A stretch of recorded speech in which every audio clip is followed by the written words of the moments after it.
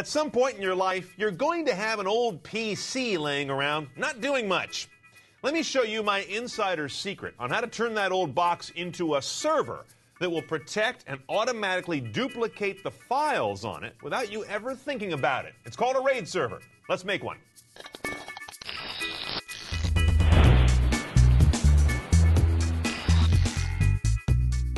RAID stands for Redundant Array of Inexpensive Disks. It's a pretty old computer systems term. But what it means is we're going to add a pair of additional matched hard drives that are going to be dedicated to not just storing data, but always copying each other. This is how banks, airlines, and other mission-critical operations store their data. Here's what we need: an old PC, a RAID controller. It's a card like this that goes into a slot. I got this one from eBay, I think. It was like $9. You know it's cheap because there's a typo on the box. It's supposed to say Ultra ATA, but because I didn't pay for all the consonants, I got a Ultra ATA. And we need two matched hard drives. They should be the same make, model, and capacity. I've got those two guys right here.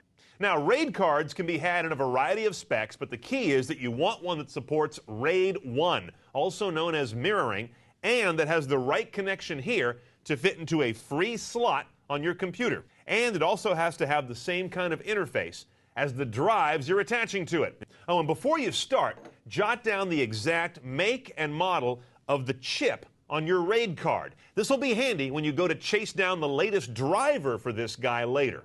Okay, we've got all of our parts assembled. Let's do surgery on our donor PC. Lay it on its side, take off the lid, disconnect all the cables, especially the power, and now we want to put the RAID card in. And it goes in like any other expansion card, a graphics card or whatever.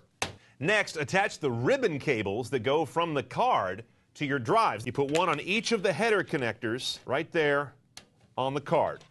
Next, attach the far connector on each ribbon cable to each of your drives. So in this case, I take the far end, I go to drive number 1, and that just plugs in. Again, standard hard drive stuff. Oh, by the way, note what I'm doing.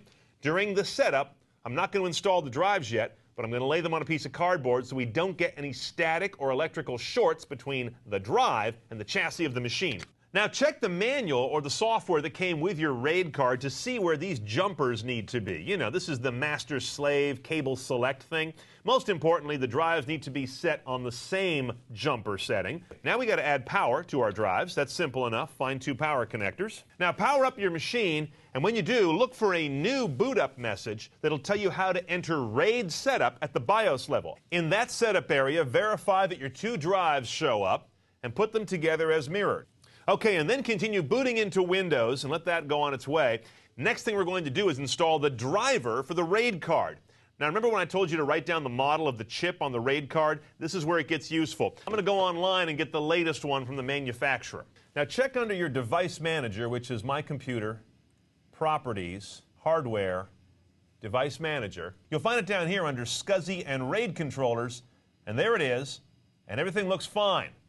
Okay, now you want to go to what's called the Disk Management panel in Windows. You go down to Start, Run, and then type in the relatively arcane compmgment.msc, Computer Management Console. And then go to Storage. From there, go to Disk Management, and here's your master world of all your hard drives.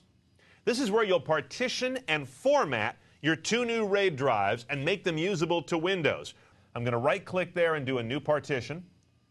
And this is making it usable to Windows.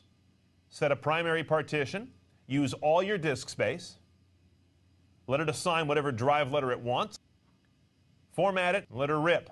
Okay, now as you can see, our partitioning and formatting went fine. It shows the amount of space we have. I use small drives in this case, and it says it's healthy. I love that word in Windows. Now let's head over to My Computer, and that's where we're going to look for the real proof which is in the pudding.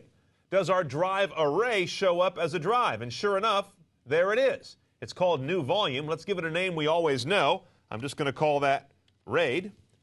Rename. And if you look at the properties, there it is. Two drives showing up as one. There's your free space. And they are mirroring each other as a single drive. It's like magic, folks. Now you're ready to start loading data, and it behaves like any other drive. Open it up, Drag files there, point applications to store there, run your backup utility to send files there. Oh, by the way, the last thing I want you to do is to set your RAID application, that's the one that came with the RAID card, to notify you if one of the drives goes out. You won't lose your data, but you need to replace the dead drive to keep your redundancy. In here, it's on the configuration screen and the tab called Email. I would enter my email address. Bottom line is, if you get a failure, the system will let you know, and you've got some time to replace the other drive. When you do, by the way, the new drive will automatically be propagated with data from the other one, so your mirroring happens automatically. Well, that's it. That's how you build a RAID server, corporate class data security, out of an old discarded PC that you just upgraded from. It doesn't cost much, and it gives you tremendous peace of mind. Enjoy it.